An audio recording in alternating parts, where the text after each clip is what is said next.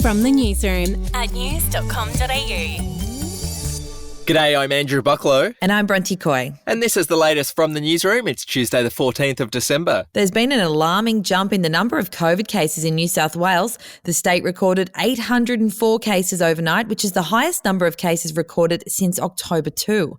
Despite the rising cases, New South Wales Health Minister Brad Hazzard has ruled out any snap lockdowns and says the government won't start backflipping on promises to ease restrictions for unvaccinated people on Wednesday. Moving on, Australia's greatest fish and chips restaurants have been revealed. Taking out the top spot this year was Costa's Seafood Cafe from Kapalaba in Queensland. Elsewhere around the country, Something Seafood in Callala Bay was the best venue in New South Wales.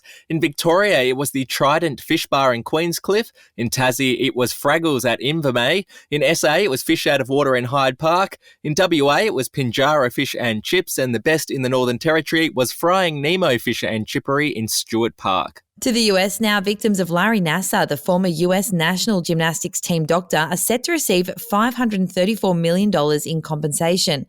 Nassar is currently serving a life sentence after pleading guilty to sexually assaulting athletes over the course of his 20-year career. The payout to the victims is one of the largest ever recorded for victims of sex abuse. To sport now, the NRL's two biggest stars, Nathan Cleary and Tom Trbojevic, are among 30 players and 10 officials who've been forced into isolation. It comes after a positive COVID case was recorded at the Emerging Blues camp at Olympic Park in Sydney over the weekend. The players have already been told that at best they'll need to isolate for at least 7 days. One of the stars from the movie Parasite has been diagnosed with thyroid cancer.